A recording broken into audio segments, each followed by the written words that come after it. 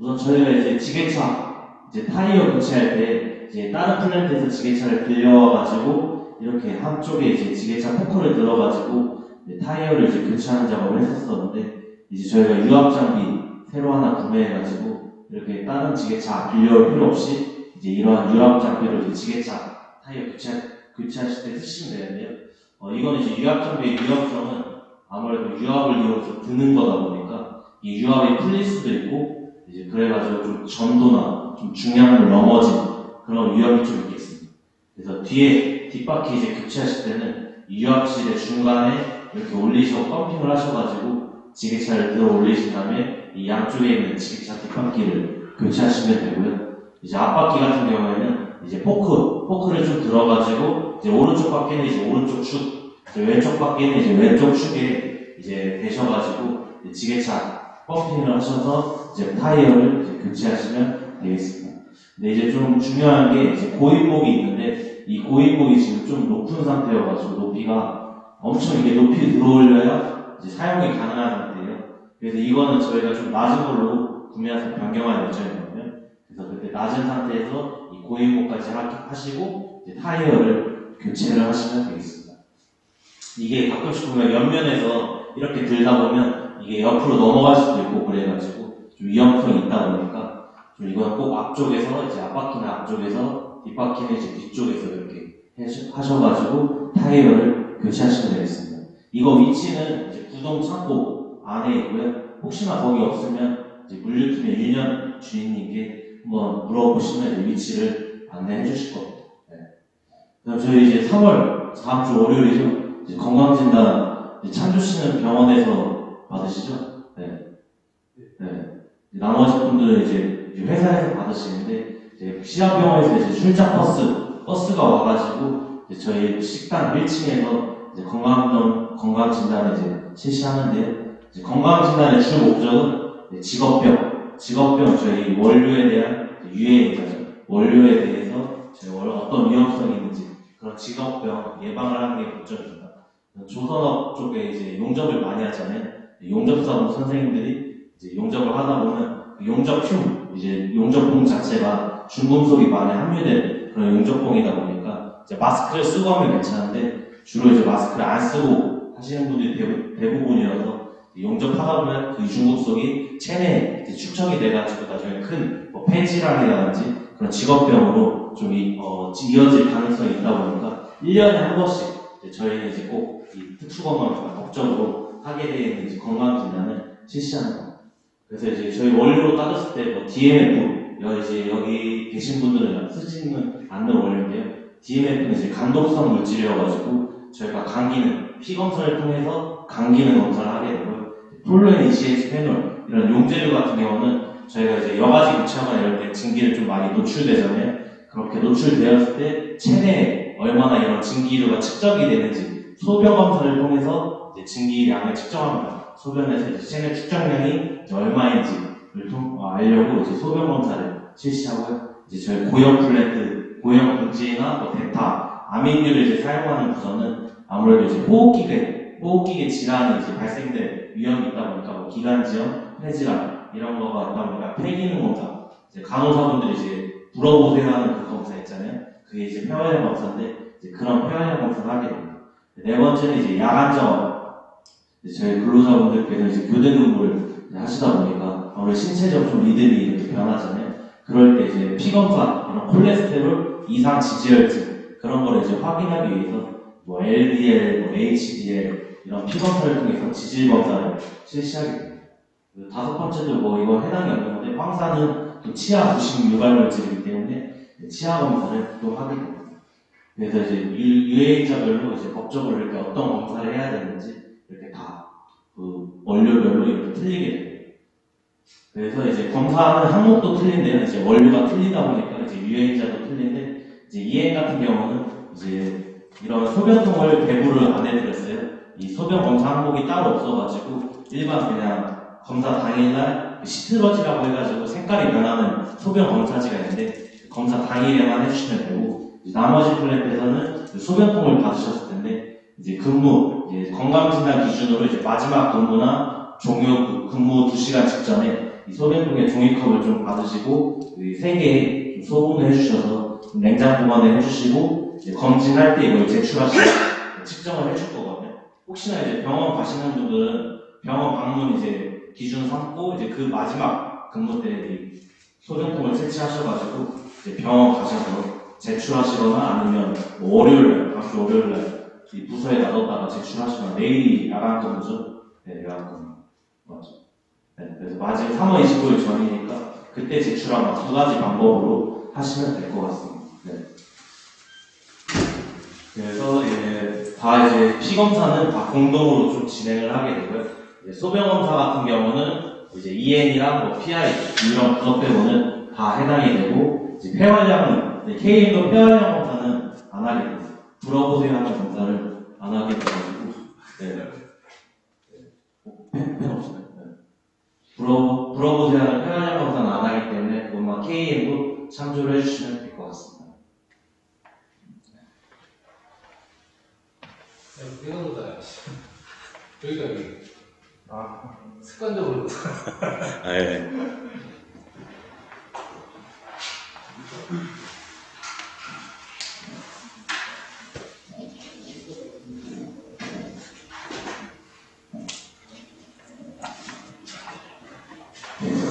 이제 건강진단 관련해서 이야기 드리고 있었거든요. 이해는 이제 소변 검사 이런 거는 채취를 안 하니까 참조해 주시면 되고 나머지 부분은 다 하고 이제 건강검진 전에 이제 유의사항이 있는데 우선 이 문진표를 다 받으셨을 거예요. 이 문진표에 빨간색 테두리만 뒤에까지 있는데 이 빨간색 테두리 있는 부분만 작성해 주셔가지고 이제 월요일날 제출하시거나 아니면 병원 가셨을 때 이제 잊지 마시고 들고 가셔가지고 제출하시면 이제 측정을 이제 해줄 거고요. 이제 검진 하루 전에는 아무래도 피 검사, 이런 콜레스테롤 지질 검사를 해야 되기 때문에 이제 금식 8시간 꼭 유지해 주셔야 되고 이제 흡연하시는 분들은 이제 3시간, 검진 3시간 전에는 꼭 비흡연 이제 담배를 좀 쳐보셨다가 검진 끝나시고 좀 펴주셔야 되고 혹시나 이제 혈압약이나 당뇨약 혹시 드시는 분들이 계시면 이제 혈압약 같은 경우는 이제 복용하고 검진 받으셔도 되는데 당뇨약 같은 경우는 이제 복용을 하지 않고 좀 검진을 받아주셔야 돼요. 그리고 이 소변 채취 시기는 제가 아까도 말씀드리긴 했지만 작업 종료, 이제 건강 진단을 기준으로 이제 마지막 근무 때 이 종이컵에 이제 소변 시료를 채취해가지고 이 3개의 통에 소분해 주시면 되겠습니다. 그래서 이렇게 뭐 작업 종료나 이제 작업 종료 2시간 전에 채취하는 것들은 좀 저희 화학물질 용제 같은 게 MIBK 이런 게 저희 신체 체내에 얼마나 축적되는지 이제 정확하게 좀 확인하려고 이제 작업 종료나 작업 종료 2시간 전에 이렇게 채취를 하는 거고 그렇게 좀 알고 계시면 되겠고요. 이제 혹시나 이런 사항이 좀 뭐 검사 수치가 이상이거나 정상 수치를 초과하거나 이런 기준이 나오게 되면 또 한 번 더 좀 치아병원에 방문하셔가지고 또 재검사를 좀 받아주셔야 되거든요. 그래서 최대한 좀 이런 상황을 지켜가지고 좀 저희 밥 먹으면 혈당 올라가듯이 그런 수치가 또 이상이 될 수가 있거든요. 그래서 좀 이런 상황을 준수를 좀 해주시면 되겠습니다. 혹시나 그리고 이제 개인적으로 이제 건강검진 받으시는 분 계시면 이제 회사에서는 저희가 원료에 대해서 건강검진을 따로 받아야 되기 때문에 무조건 개인 건강검진 받으신다고 해도 회사에서는 이 특수검진이라고 하는데 원료에 대해서 받는 검진 이 검진을 꼭 회사에서 받아주셔야 되기 때문에 저는 이제 개인 건강검진 이제 따로 받을 거니까 특수검진만 해주세요라고 이제 병원 가셔서 말하시거나 월요일날 검진 받으실 때 그렇게 말씀해 주시면 될 것 같아요. 위, 대장 이런 개인적으로 받으신 거 있으시면 그때 이제 개인적으로 받는 거니까 특수검진만 해달라고 이제 간호사분들한테 말씀을 해주시면 되겠습니다. 이렇게 이제 검사를 말씀드렸고 이제 검사 판정 기준입니다. 그래서 이제 문자로 이제 개인적으로 이제 결과가 문자로 올 거예요. 그래서 A, C2, D2 이렇게 나뉘어지는데 이제 A로 이제 판정이 나오게 되면 엄청 건강 관리 잘 하셨다. 이제 건강한 근로자로 이렇게 판정이 되고요. 이제 C2나 D2는 이제 일반성 질병. 이제 일반성 질병이라고 하면 뭐 고지혈증이나 뭐 고혈압 이런 그 일반 질병 있잖아요. 그런 일반 질병의 소견을 보여서 이제 추적 검사가 필요하거나 관리가 필요하다. 좀 이렇게 생각하시면 될 것 같아요. 그래서 문자로 오시면 A가 이제 제일 건강하니까 그렇게 이렇게 판정을 하시면 되겠습니다. C1이나 D1은 이게 직업병 요관찰자로 해서 뭐 직업병에 의상 소견이 있다 이런 거니까. 근데 제가 입사하고 나서 한 번도 뭐 C1, D1 이거를 나온 적은 없었거든요. 그래서 이렇게 참조하시면 되고, 이제 R 같은 경우는 이제 한 번 더 검진을 받아주셔야 된다. 재검진 대상자다. 이렇게 판단을 해주시면 되겠습니다. 네. 감사합니다. 왜 그런 거 질문을 해? 네. 제가 궁금해가지고 제가 준비는 하긴 했는데. 그럼 궁금하면 김 팀장님한테 물어봐. 아니 왜 어떻게 물어보려고 그래? 알겠습니다. 다음은 이제 기기 접지, 탱크 접지의 중요성을 한번 말씀드리려고 합니다. 이제 탱크 보시면 이렇게 옆면에 초록색 선으로 접지를 하는 게 이제 다들 아실 거예요. 이제 있어가지고.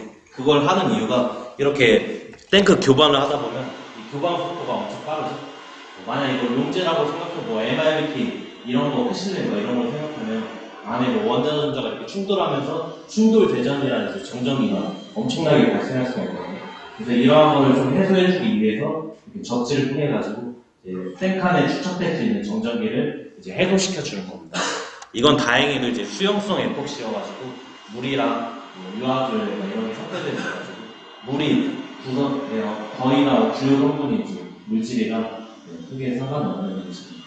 그래서 이렇게 이제 페인트 이 접지가 제일 중요한 거기 때문에 이쪽에는 뭐 페인트 도색이라든지 좀 오염이 될 만한 그런 거는 좀 관리가 좀 필요합니다. 이게 유지가 접지점이 15 기준인데 그게 유지가 되어야 이 탱크 내 정전기가 다른 곳으로 해소가 되거든요. 저희 H라인 쪽은 여기에 좀 오염이 많이 되고 그래서 이번 보안공사 때 다 교체를 이제 해서 교체를 할 계획. 네, 다음에 이제 저희 히팅 원료 이제 캡 오픈할 때 좀 위험성입니다. 이제 기장님들, 책임님들 아시겠지만 옛날에 FE에 원상은 기사님이 계셨습니다. 네, 지금 이제 저희 석유흥업 대표이사님, 원경업 상무님의 동생분이시죠. 네, 원상은 기사님께서 FE에서 근무하셨을 때 FE에 깔끔한 수용성 저장 탱크가 이제 반응기가 있어요. 거기 1루벤짜리 반응기를 제조하면서 KEM474M이라고 이제 PGME가 포함된 이제 제품인데, 이게 PGME가 포함된 제품에 이제 히팅 원료에 히팅을 하고 이제 지게차로 꺼내 오셔가지고 이제 드럼을 풀었는데, 지게차로 가져오시면서 한번 이제 드럼이 넘어졌었어요. 다시 일으켜 세운 다음에 이제 뚜껑을 뿜었는데 안에 있던 이제 뜨거운 제품이 이제 얼굴 쪽으로 이제 누출이 돼가지고 화상을 좀 입으셨던 사고 사례가 있었습니다. 이제 PGME 자체가 이제 용제 성분이잖아요. 이제 용제 성분은 이제 C, 탄소 성분으로 이루어져 있는데, 이제 그 성분이 저희 탄산음료 보면 CO2, 이제 탄산 성분이 있잖아요. 이제 끓으면서 이제 압력이 차니까 한번 이제 넘어졌다가 일으킨 거잖아요. 한번 흔드니까 안에서 이제 압력이 찬 거죠. 그래서 뚜껑을 오픈하는 순간에 이제 얼굴로 분출해가지고 이제 화상을 좀 입었던 사고 사례였죠.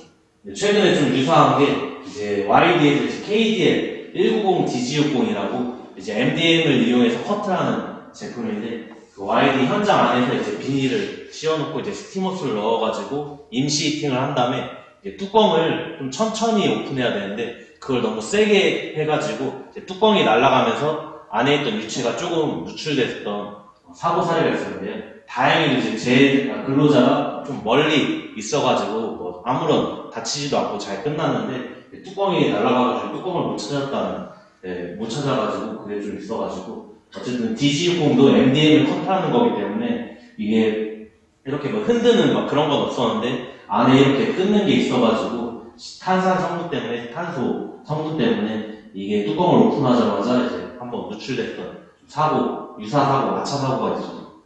아차사고라고 생각하시면 되겠습니다.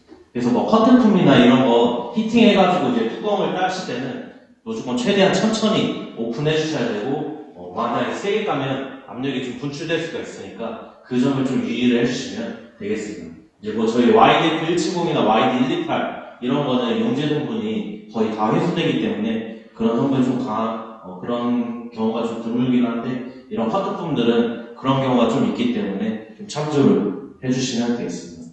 참조하셔야겠죠? 네. 피곤하죠? 네. 이제 맨날 한 달에 한 번씩 받으시는 것도 엄청 힘드실 거라고 생각이 듭니다.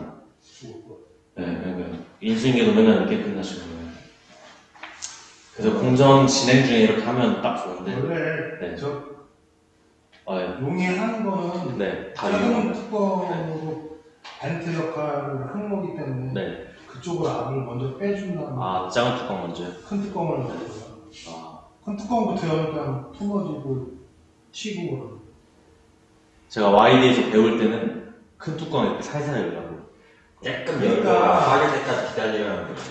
그러니까 작은 뚜껑을 열어서 압을 빼주고 네. 그 다음에 큰 뚜껑을 따면 아, 내내 어차피 여는 건 똑같아서 안 똑같았는데 작은 뚜껑이 큰 뚜껑에서 아무래도 더 많이 쏟아져. 플랜트마다 오픈하는 방법이. 작은 뚜껑도 맞아. 그다음에 조금 작은 뚜껑 먼저 조금 열고 이제 큰 뚜껑 이렇게 하는 그런 게 이제 그래서 이러한 위험성이 있기 때문에 용제 커트 제품 이런 거는 항상 좀 조심을 해주시기 바랍니다. 그다음 저희 이제 넌시 펌프도 이제 많이 쓰는데요.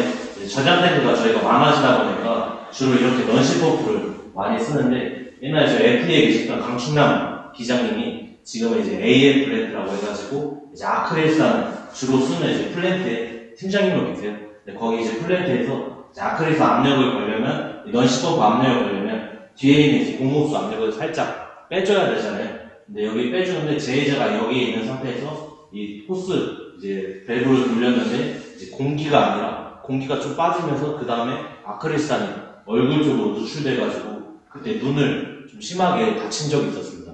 아무래도 이제 상계열이다 보니까 바로 이제 누출되면 화상이나 크게 다칠 수가 있거든요. 그래서 저희도 넌시 펌프 엄청 많이 쓰는데 이제 저희 공장에서 제일 위험한 거는 이제 MH에서 쓰시는 뭐 페놀, 이런 아민 이런 류가 좀 많이 위험하죠. 예.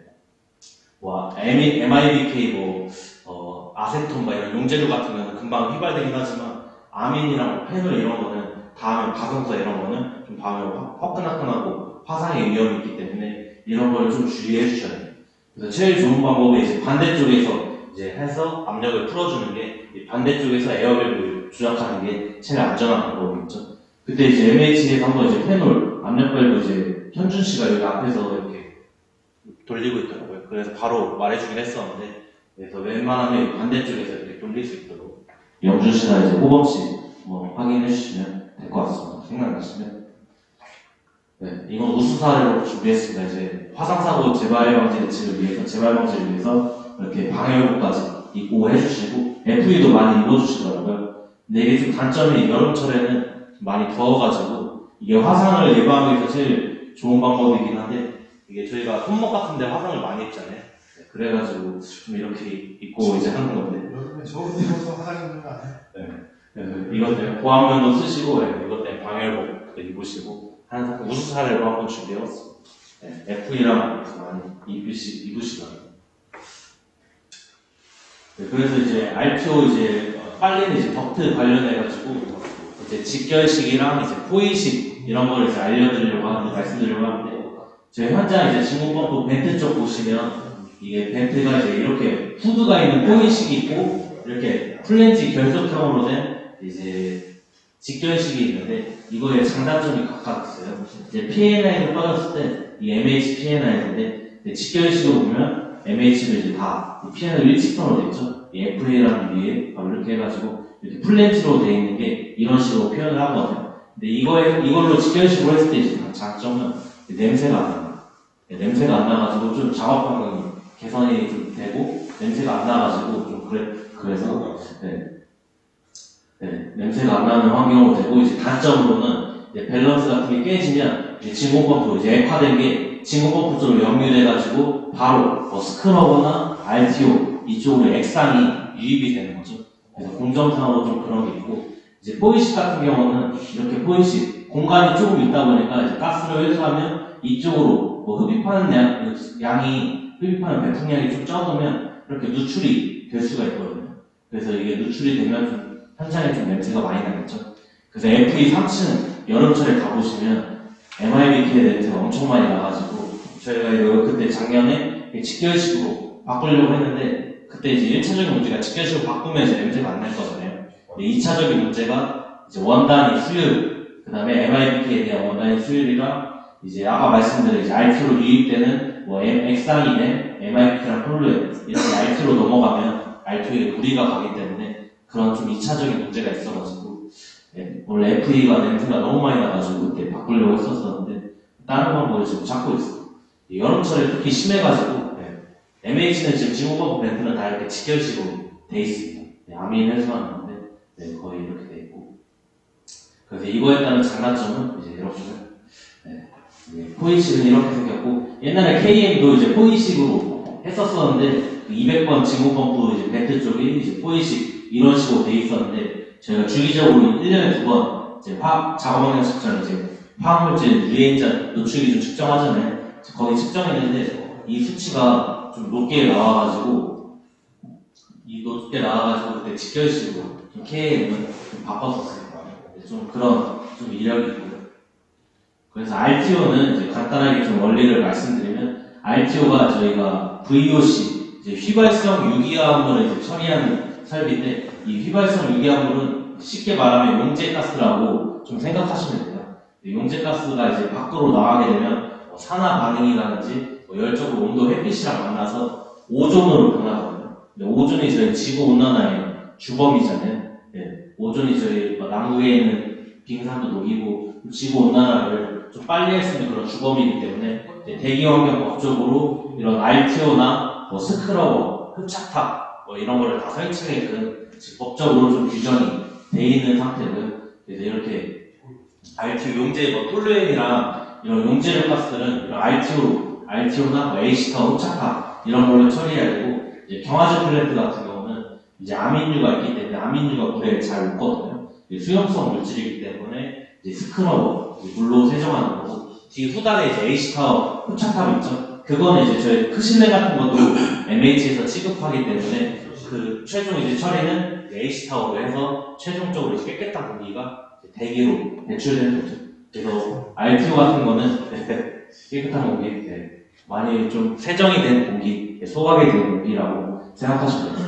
그래서 RTO는 이제 VOC 용제가스를 좀 발화점 이상의 온도에서 소각 처리해가지고 이제 물이랑 이제 공기랑 이렇게 나눠가지고 대기로 배출하는 방지 시설이라고 생각하시면 되겠습니다. PNL로 말씀드리면 여기 저희 메인 큰 팬이 있잖아요. 여기서 현장에 있는 덕트에서 가스를 좀 흡입해가지고 이제 여기 700도에서 860도의 이 추결실로 옮기게 됩니다. 그래서 여기로 거치면서 이제 깨끗한 공기는 이제 불뚝 스택을 통해서 나가게 되고요.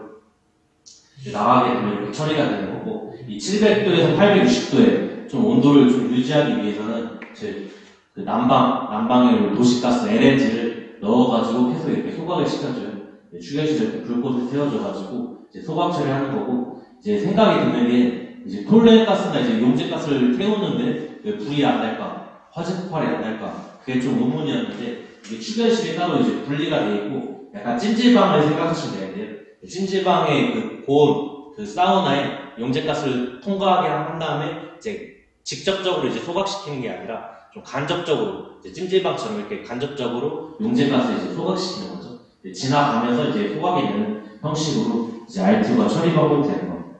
그래서 용제가스에 이제 불을 붙이면 원래 불이 붙는 게 당연한 건데 이제 그런 원리이기 때문에 불이 안 붙는다고 이제 생각을 하시면 되겠습니다.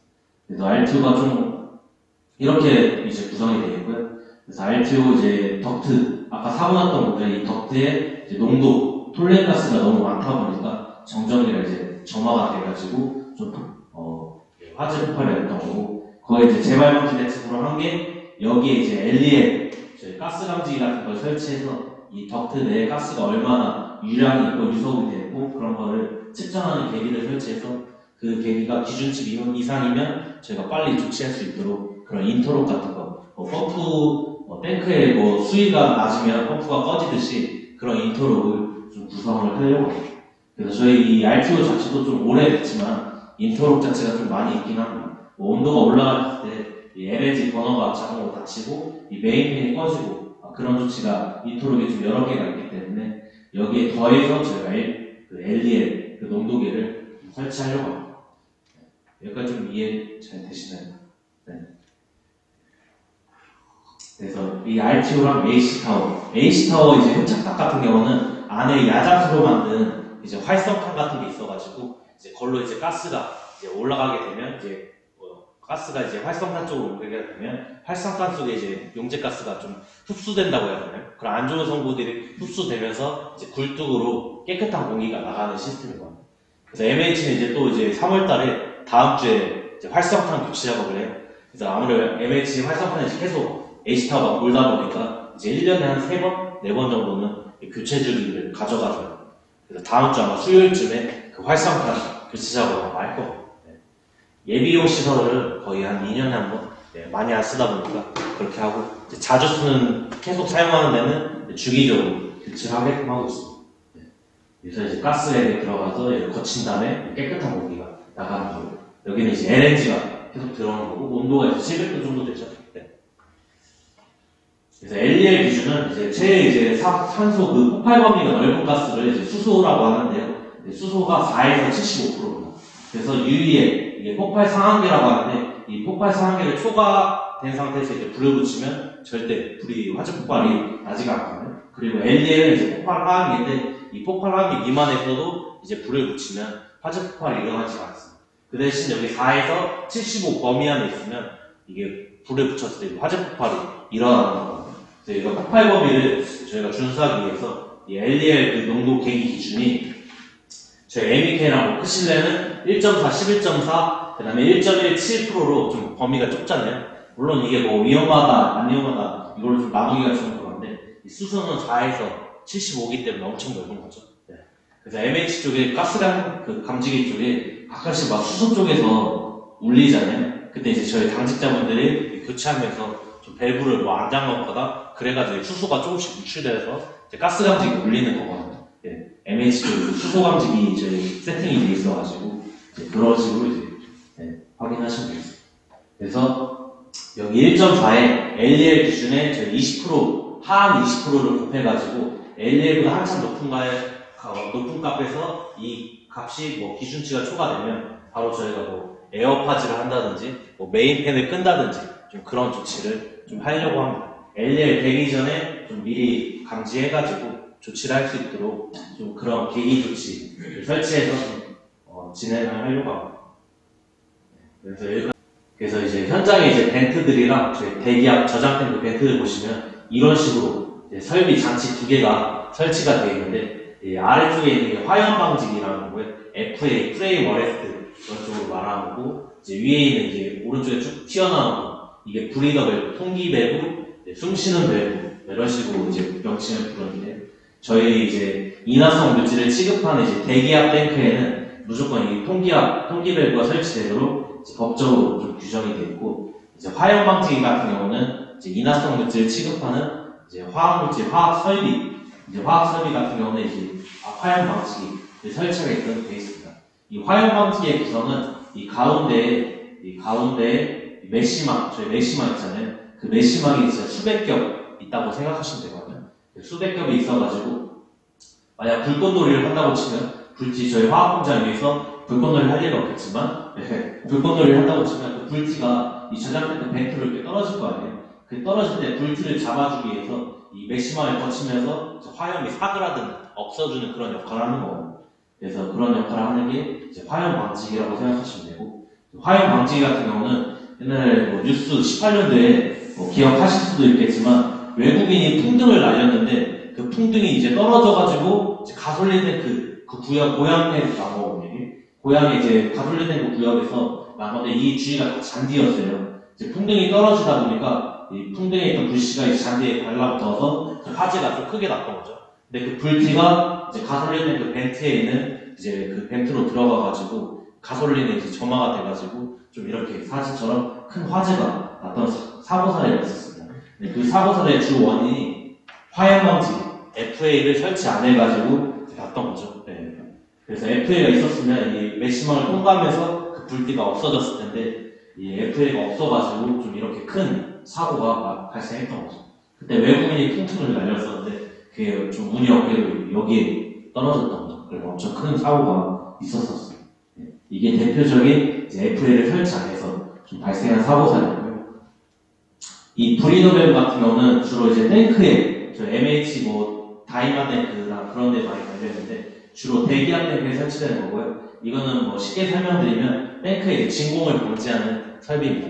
이제 탱크가 아까 말씀드렸다시피 뭐 펌프로 이제 반응이 성액하거나 뭐 원료를 받거나 이러면 펌프로 이제 원료 받을 때는 압력이 늘어나겠죠. 그래서 탱크판에 있는 압력을 이제 배출해줘야 되는 거고, 이제 반응기로 이제 탱크 이제 펌프 흡입할 때는 이제 펌프로 흡입하니까 공기가 없어지는 거잖아요. 탱크 안에 있는 공기가.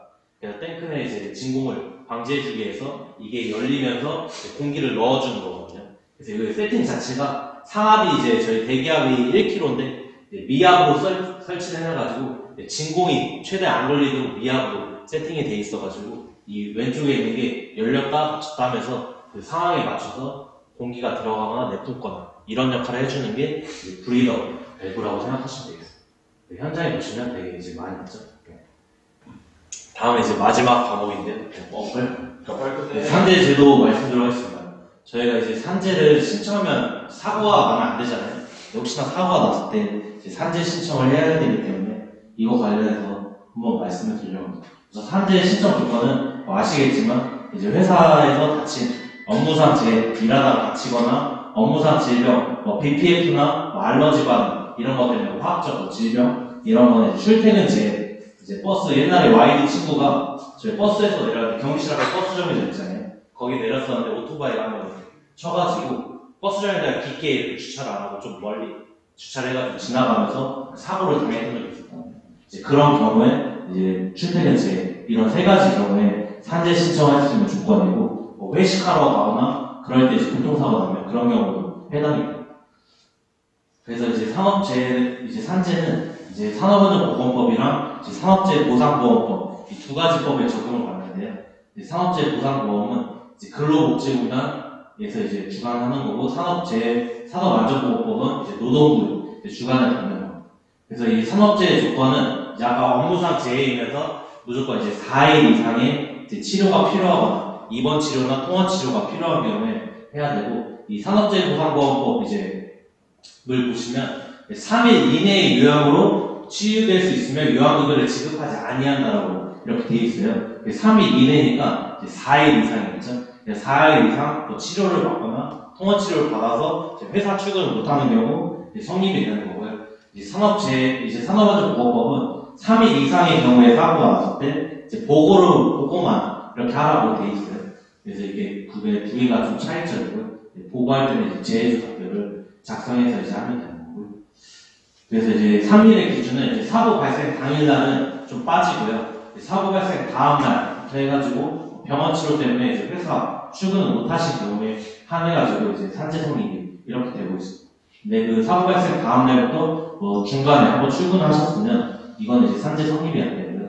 근데 이 산재 성립 3일 4일 기준이 뭐 개인이 뭐 쉬고 좀 아파서 좀 막 휴업이 필요하다 이렇게 판단해서 되는 게 아니라 이제 의사소견으로 이제 3, 4일 이상 이제 좀 입원이나 통원치료가 필요해서 출근하시면 안 되겠다. 이런 경우에만 좀 조건이 좀 형성이 되는 거고요. 두 번째는 이제 산재 신청을 이제 하게 되면 이제 병원 비용이나 이런 건 우선 개인 비용으로 좀 정산을 해주셔야 되고요.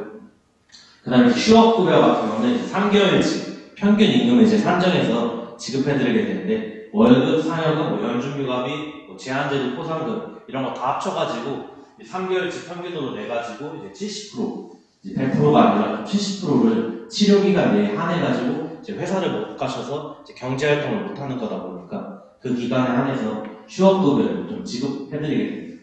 그 다음에 이제 화상치료 같은 경우는 이제 비급여, 이제 보험료 적용이 안 되는 항목들이 많아가지고 이제 산재 이제 보험료 외에 이제 별도 또 개인 치료비가 발생하거든요. 이제 그 경우에는 이제 회사에서 비급여 항목을 좀 지급해드리고 그 대신 뭐 비급여 항목 중에서 6인실을 너무 불편해서 1인실로 옮긴다거나 아니면 뭐 치료 목적이 아닌 뭐 영양제를 수행받는다거나 이제 그런 경우에는 좀 지급이 좀 안 되게 돼요.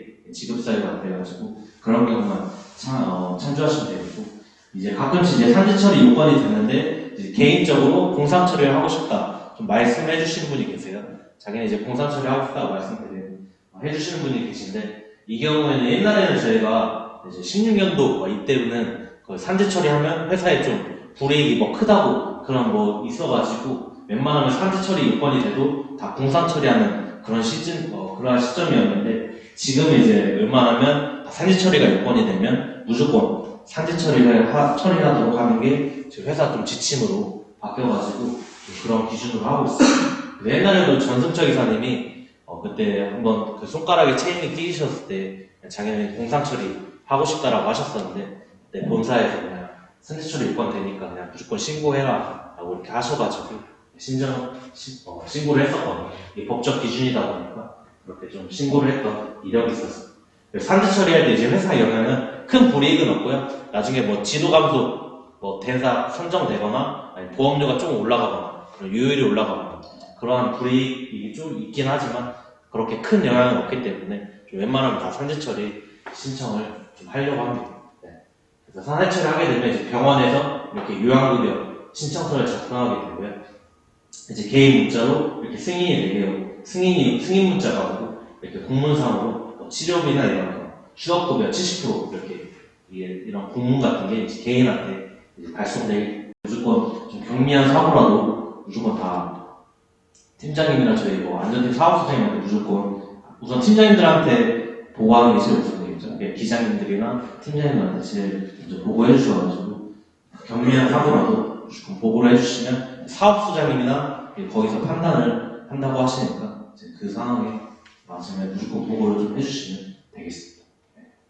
혹시 여기까지 궁금하신 거 있으실까요? 네. 아까 이제 비급여 기준이죠. 이렇게 막 이 영상을 올리거나 이런 아트믹스 이런 영양제 같은 경우는 이 비급여 항목에 지원이 안 되는 거니까 참조를 해주시면 되고요. 혹시 비급여 받으셨나요? 100% 다. 바뀐 받으셨어요? 이게 비급여 치료비 세부형 세서 좀 올리면 거의 본사 인력관리에서 검수를 한다고 하더라고요. 이